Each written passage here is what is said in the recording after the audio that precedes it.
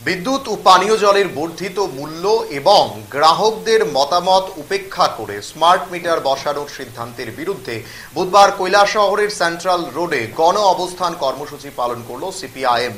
কর্মসূচিতে অংশগ্রহণ করেন দলের ঊনকোটি জেলা সম্পাদক কৃষ্ণেন্দু চৌধুরী, মহকুমা সম্পাদক অঞ্জন রায় সহ অন্যান্য নেতৃত্ব ও বিপুল সংখ্যক সাধারণ মানুষ। মঞ্চ থেকে বক্তব্য রাখতে গিয়ে মহকুমা সম্পাদক অঞ্জন রায় বলেন, বর্তমান সরকারের জনবিরোধী সিদ্ধান্তের বিরুদ্ধে প্রতিবাদী আজকের এই অবস্থানের মূল কথা।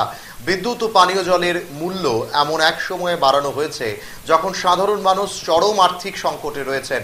উপরন্তু স্মার্ট মিটার বসানোর মাধ্যমে মানুষকে জোর করে একটি আর্থিক শোষণের মধ্যে ঠেলে দেওয়া হচ্ছে। তিনি আরও জানান, এই সিদ্ধান্ত একতরফা এবং এতে গ্রাহকদের মতামতের কোনো গুরুত্ব দেওয়া হচ্ছে না।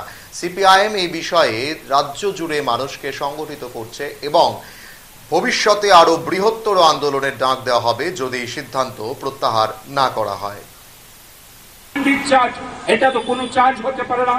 বিদ্যুৎ আইন 2003 মোতাবেক এর পরবর্তী সময়ে আমরা দেখলাম 2020 সালে কেন্দ্রীয় সরকার আবার মোদী সরকারের নেতৃত্বে আরেকটা আইন আনার চেষ্টা করলেন, বিদ্যুৎ সংশোধনী আইন, এবং করোনার কারণে এই আইনটা বলবৎ করা যায়নি। 2022 সালে নতুন করে তারা বিল আনলেন। এই বিল পাস করানোর জন্য অনেক চেষ্টা করলো। গোটা দেশের কৃষক শ্রমিকরা ঐক্যবদ্ধভাবে কৃষি আইন বাতিলের দাবিতে, বিদ্যুৎ বিল 2022 বাতিলের দাবিতে লড়াই করলেন।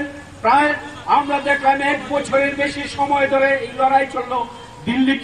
দিল্লিতে অবস্থান করে ঘেরাও করে লড়াই যখন চললো, কেন্দ্রীয় সরকার বাধ্য হয়ে এই লড়াই থেকে মানুষের মোটিভটা বুঝে এর থেকে পিছু হটলেন।